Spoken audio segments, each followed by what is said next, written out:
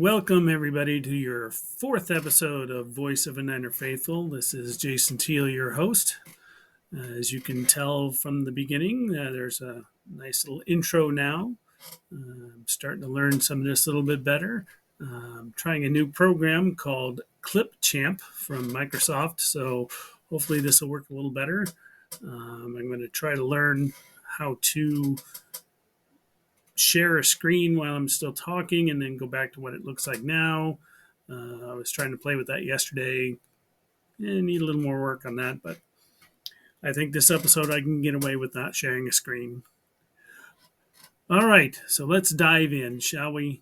My first topic section for today is the defensive coordinator interviews going on.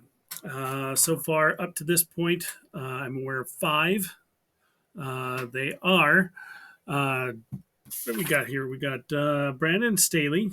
We got Nick Sorensen, Daniel Bullocks, David Merritt, and Gerald Alexander. I'll go through a little bit of each of them, and then I'll give you my opinion who I think we should go with and who we might go with.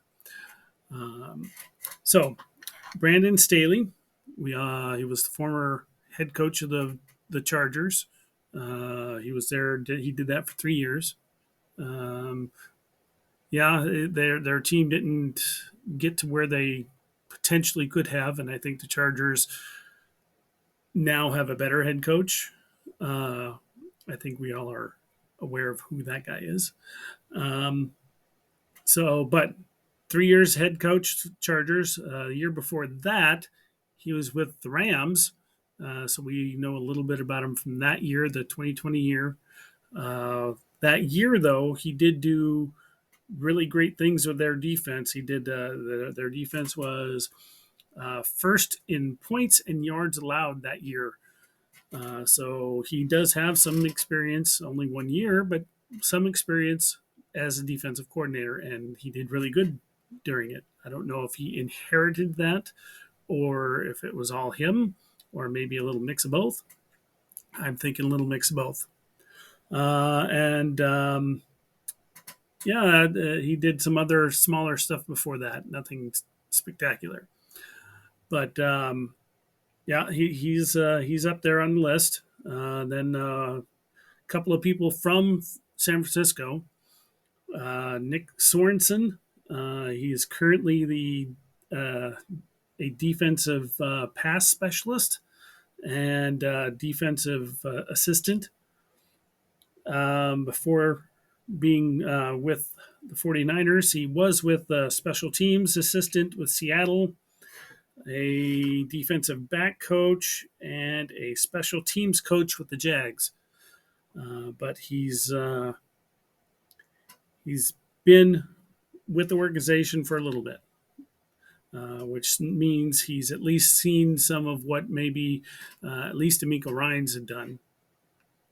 So maybe he'll have that same energy. Who knows? Daniel Bullocks is next. 1 year as the defensive back with the 49ers, but he's been with the team for 7 years. So he's been under both Ryans and Saleh. I don't know why that name slipped my mind. He was an awesome coach. So Saleh and Ryans, he was under both of those, and of course Wilks. But I think he might have a better fit for the team. He was also for 1 year, like I said, he's been the defensive backs coach. Before that, for 4 years, he was the safeties coach.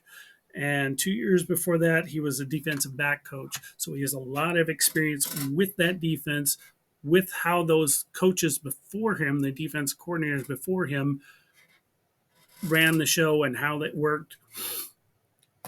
And I'm going to give it away now. I think that would be personally, I think Daniel Bullocks would be our best bet. He's in-house and he knows the system already. And he knew how it worked before and after Wilks. Let's see who we got. Else we got two out of the 49er system. Dave Merritt. He's Chiefs defensive back coach. He was also a former player, linebacker, 4 years. Fifth season as the Chiefs defensive back coach. So he does have some experience, obviously. As a former player, I like former players as coaches. It doesn't always work. I'm sure we can look at some of the 49ers history right there to see how former players as coaches don't sometimes mix very well, but sometimes it does. Uh, and personally, I like that because they have the experience. They know what they've seen as players and what they would have liked to seen as players that they might have not gotten. So I think we should at least give them a chance to coach more. But again, it might work, might not.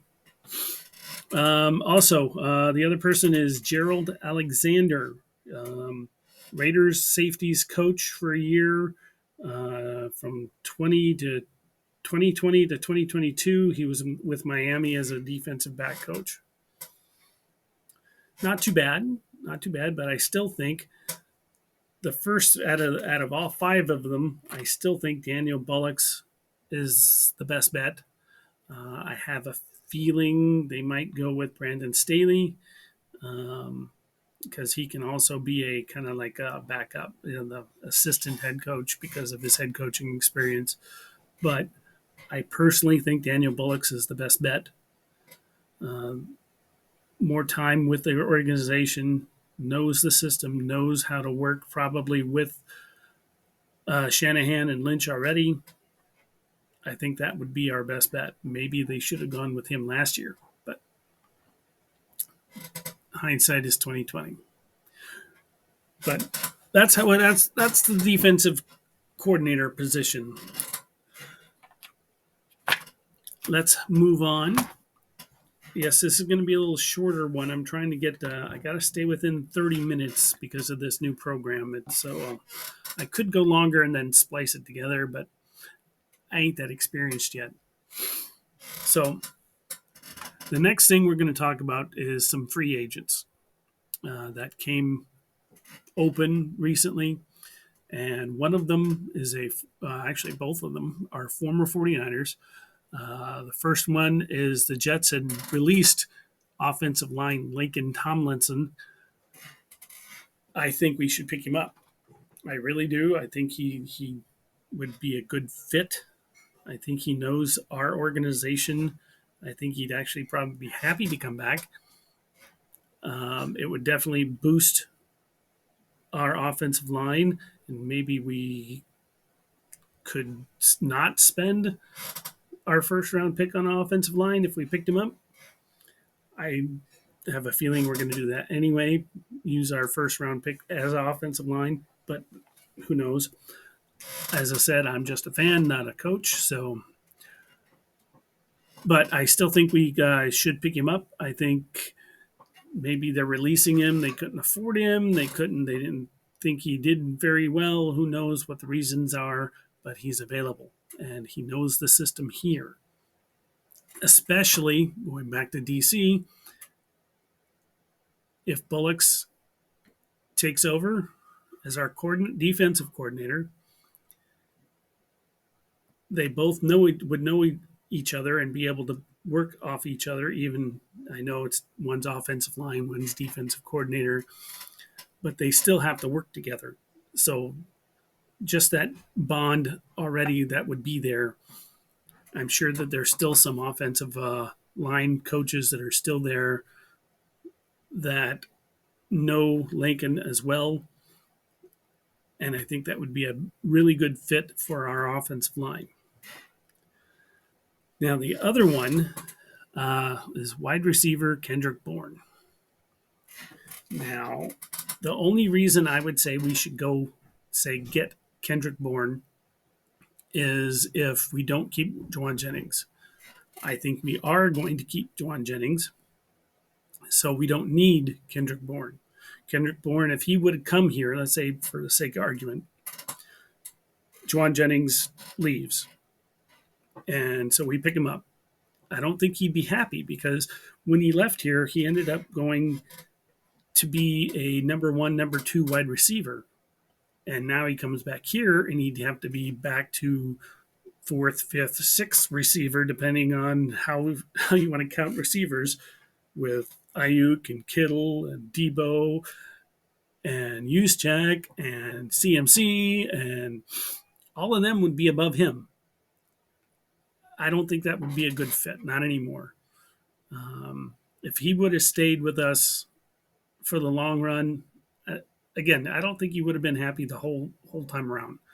Now, I don't know how Jauan Jennings feels about his particular position, if he's comfortable, if he's fine with being that fourth, fifth, sixth throw to, getting, 3 to 6 passes a game. And I mean, we all call him, first and Juan. There's a reason for that. But he's in that position where I think Jauan Jennings would be a better, maybe a second wide receiver to some team, maybe even a first, depending. But if he's comfortable where he is and we can pay him what he wants, he should stay. So I don't think we're going to go out and get Kendrick Bourne. Um, I don't think we need to go out and get Kendrick Bourne. I think who we already have, if we're going to pick up a wide receiver, pick him up in the draft and pick him up fifth round. I don't think we need a high wide receiver. The only one that I would personally like, and it's just a personal thing, I don't know. I have to look and see if I can find anything on film or whatnot. Like I said, I'm just a fan. I don't know how to get the film on college players coming into the NFL, but maybe Jerry Rice's son. That'd be nice. Can you imagine? Jerry Rice's son, and then maybe even Frank Gore's son, both of them on the same team as rookies at the same time on the Niners. Uh, that's a fan's dream right there. Ain't gonna happen, but it's a fan's dream.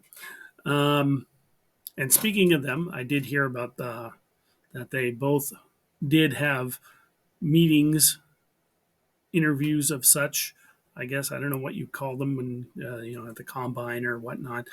They did talk to the organization. I don't know if they actually did a preview of their skill sets and all that, or just combine stuff. But I know they had some sort of meetings with the organization, both Rice's son and Gore's son. So can't hurt to dream. So free agents again. Yes, Laken Tomlinson. No, Kendrick Bourne. The last subject I would like to discuss is the trade deadline. There's 5 or 6 teams, one of them being the Niners, that are pushing, saying, "Hey, we want the trade deadline pushed out." It's at the 8-week mark right now. They want it at the 10-week mark. I guess we, as the NFL, out of all the other different sports teams out there, or sports organizations, baseball, basketball, football, baseball, basketball, hockey, whatever, all the other ones besides football, theirs is much later. So the Niners and the other teams the other 5 teams want to make it so it's more even, make it to week 10. Now I can see that as a little bit more of a draw for, say, teams that, hey, we've won this many games. We don't have to rush to week 8 and guess who we might need.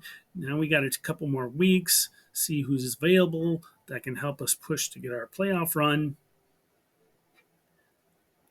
That's a good thing, I think. I think 2 weeks is fine. I think week 10 would be really good, especially since they extended the season to 17 games instead of 16.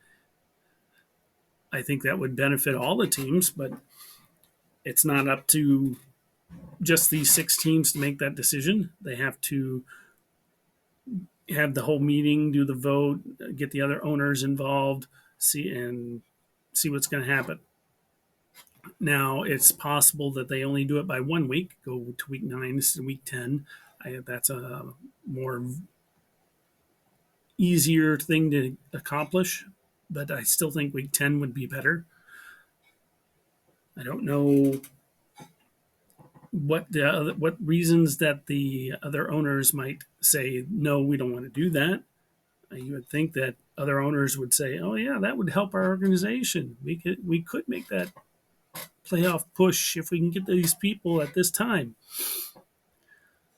So, and actually, you would think about it, since let's say you pick them up week 10 instead of week 8, that's less money you have to pay them for the rest of that year.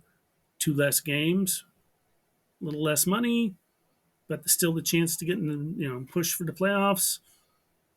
I think that's a full win-win. I wonder if they're. I just thought of it off the top of my head. It's amazing what you do when you're talking football, huh? So we, I would say we agree as fans that that would be a good thing. If you disagree, please definitely comment and put your reasons. I got no problem talking about if somebody has a really good reason or even a bad reason. I don't care. Tell me about it. So that's a little review. We talked about the defensive coordinator, and I'm thinking that Daniel Bullocks is our best bet there. Free agents, Laken Tomlinson, definitely. I think we definitely should pick him up. Kendrick Bourne, I don't think so. And the trade deadline, I think we should definitely go to the two more weeks to week 10. And since I've got a little spare time, let's see what we can find so it's a little more up to date. We'll hit up here on 49ers.com and see what they have, huh? Boom.